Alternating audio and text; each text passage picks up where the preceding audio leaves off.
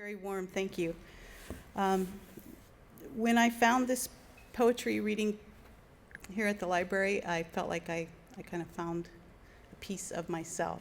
Thank you all for making that happen, and Marcia and Phil for creating this amazing creative environment and putting up with us and energy. I don't know when you people sleep. I don't know if you do. So I'm originally from, I was born in Louisiana, traveled a bit. My dad was in the Air Force. We were an Air Force family, raised pretty much in Nebraska, which leads me to my first poem, Nebraska. Broad hips, flat chest, horizon up to here, opens me, soothes me, calls me home again, to flop-eared cornfields where deep in the marrow we teased our virginity, listened for rabbit nests, rolled ditchweed into big city dreams. Nebraska, wide eyes open, tawny wheat lashes, stills me, quiets me, calls me home again, to muddy-lipped creeks, lazy grins hinting deeper, where I've been, where I'm going. We spread naked in the water, cupping tadpoles in our hands, sure in their knowing. Nebraska, full belly, heavy with dusk, yawning in half sleep, holds me, cradles me, calls me home again, to crickets gossiping on the lawn, fireflies stuttering. We leapt, snapped their magic, tattooed our arms. Humidity traced the curve of my breast, and your fingertips followed, 1,300 miles from Nebraska. I have 3 sons. As you can see, 2 of them are here and their entourage and family. Firstborn for Jake. I loved you first, naked squall, placed skin on my chest. I believed in your eyes, your face a silent O, your face my salvation. We were both children, really, a child delivering a child into a box of jigsaw puzzles. And I was hard, pushing, pounding, shoving you into place, into all the empty. Packed up, shipped out, you welcomed each city, your palm-sized hand turning the knob on every door, never doubting we were home. And now your hands are big enough to cover both of mine. My mistakes, your character flaws or strengths, honed in an iridescent grain, the polished maple reflecting your own history. I lauded each of your successes, balls thrown farther, faster, the first clip-on tie, never getting lost, the brush of your culinary knife. I was afraid to love you too closely, so I held you from over here, lest some malevolent eye stake my weakness on you. And yet here you are again, your face a magnificent O, my salvation. Secondborn for Ryan. I loved you next, more a breath than a cry placed in my arms. You were smiling, finally, all this wonder. You spoke to the sky, or it spoke to you in silent syllables. You reached for my hands. This is the world, you said. A first morning, dew tasting each green blade, the magnificent quiet. When you wouldn't fit in the every other box, I forgot the hold of your hand, scrubbed you, brushed you, pressed you, to hang exactly like any other. On your knees, you covered your ears, flipped the blue collar, stuffed shells, pumped gas, listened for leaks, until the quiet screamed, and you stood, shouted at the sky, fisted the air, demanded every bit of matter, and heard the in-between of everything. You held out your hand to me and smiled with wonder.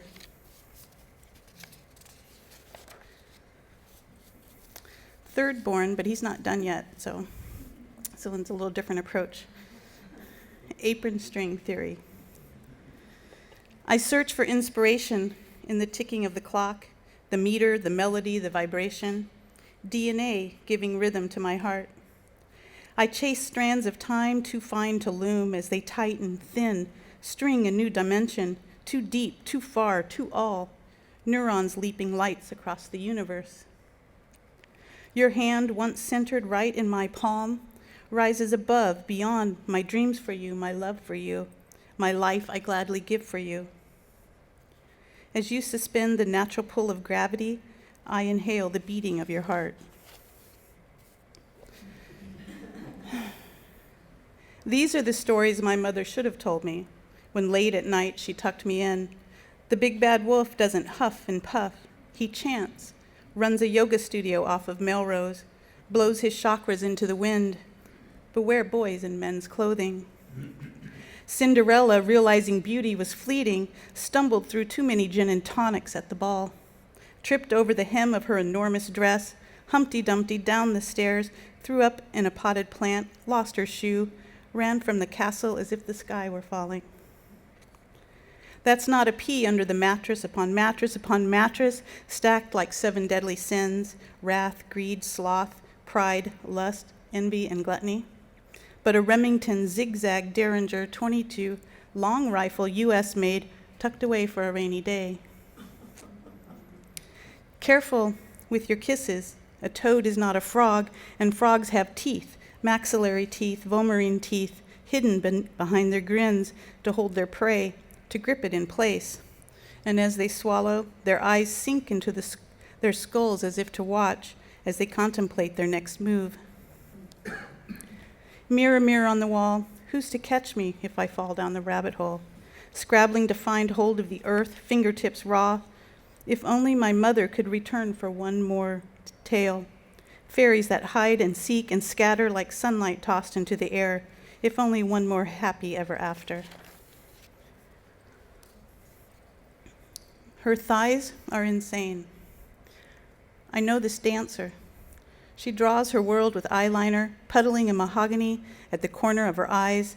Frosted lavender dusts her lids, the shimmer of a tight sweater. I'm an artist, a little Picasso, she says, and tells me wild imaginary things of men that can't resist touching her skin, that ache to slide between her flesh and cry with the fervor of the reborn. On the stage, she dips into the crowd. Their animal selves gnaw the air and draw close, breathing her marrow. She fingers them, fathers, brothers, husbands, boys, like forgotten change in her pocket. Coins lost in the bottom of her purse, gummed with bits of juicy fruit, tobacco. With the lazy rhythm, she rides the pole, squanders her art in foreplay, $1 at a time. I'll get out of there, she tells me, over a sink of dishes to her elbows. I want a car that doesn't drain water every 50 miles, to walk into Kmart and buy whatever I want. One day, a clear day, a jasmine-laced sweet day, she'll sweep her fine arch on the right shoulder and find herself in a waterfall. This poem, I think there was an evening here where we wanted to write a poem about our favorite poet or something that was inspired. And this is called Cheers, Dorothy Parker. I was the girl wearing glasses, filing my tongue on the edge of your words, your sum of experiments. My Algonquin round table, a circle of deep drinking, harsh smoking, shove it all into our skins, echoes, lies, acid trips, the naked want of us. Red blood true, we shouted your line, poets alone should kiss and tell. I banged your bangs before hairlines were hip again, but my height deceived no one. My spine not as sharp as yours. The men I broke, they broke me first. Though we were big girls, and we don't cry, we all have stories. Your line, he must be handsome, ruthless, and stupid, it's not my mantra, but my bad habit. At my mother's wake, my tears were real. I read your epitaph for a darling lady, left for her a red young rose. I found comfort in your knowing that her dust was very pretty, as surely so was yours. I had my very best friend's daughter was murdered when she was 9, so this was losing a child for Christy.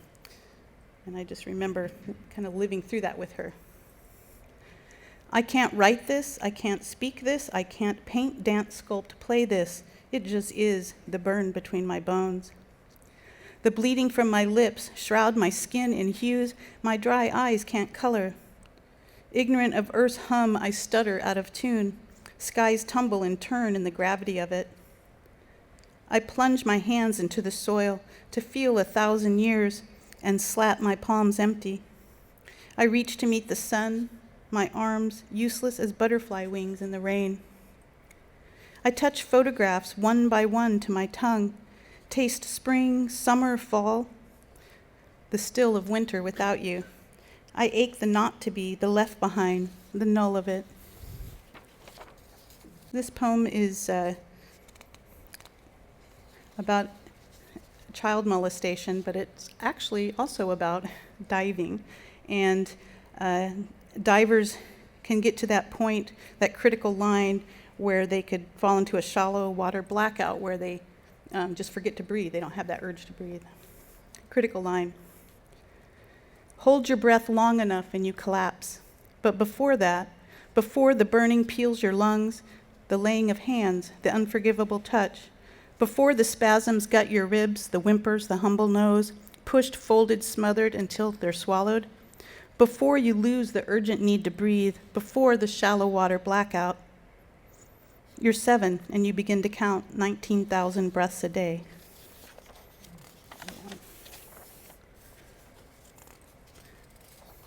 Everyone always says they don't know how much time they get, and Phil, I never asked you, so.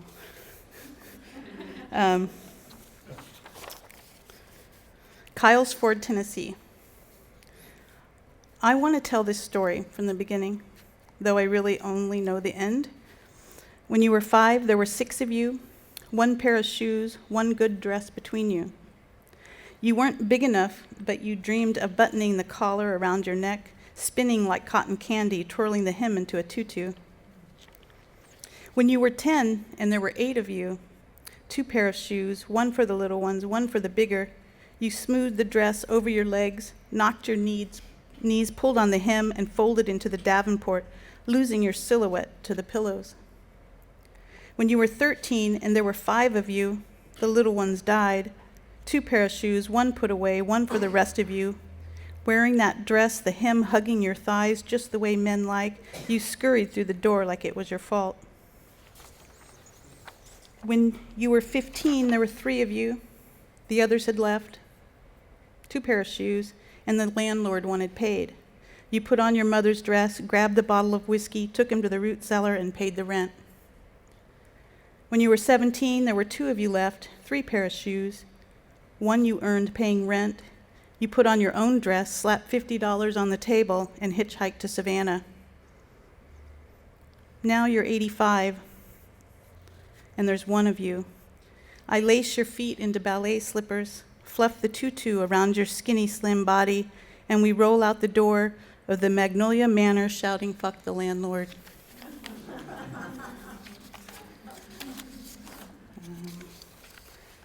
Let's have 2 more here. I read this a while ago, but I forgot to mention that we lived in Newfoundland for a while, so that's what the reference in this poem was. Unintentional grace. My father was in the hospital. The hospital plays the first few measures of Brahms' lullaby every time a baby is born. I savor the melody cradling the halls, the powder, the milk breath, the forgiveness, the promise that tomorrow will rise. I pull my chair near to you. Your body lies fragile, slight, teasing the monsters under the bed. It's late, and you talk about Newfoundland, Newfies, their toughness, their resilience, their shoulders pushing into 12-foot waves, rowing deep into the bay's cold belly to fish lobster and cod.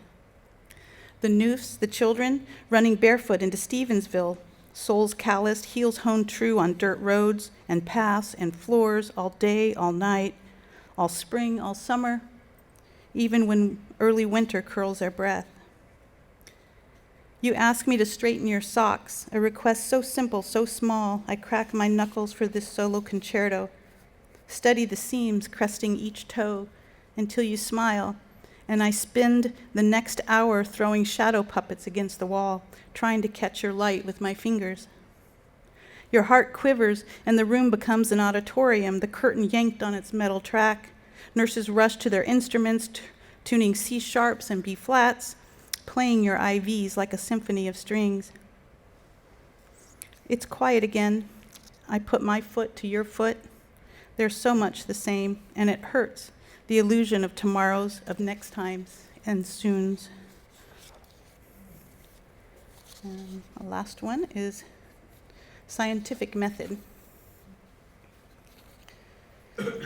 It is in the quiet when it happens, the reasoning of being, examining the probabilities, the proportions, for evidence of purpose. My body is a filter. Nitrogen, oxygen, carbon dioxide travel my airways, lungs inhaling the sunrise, exhaling the night, the stars, the grinning moon. Is there more? The surprise of honeysuckle in February says yes. The blue of blue skies at 10,000 feet, waves leaving a salt line on our thighs as we chase summer, listening for laugh lines in every face I meet.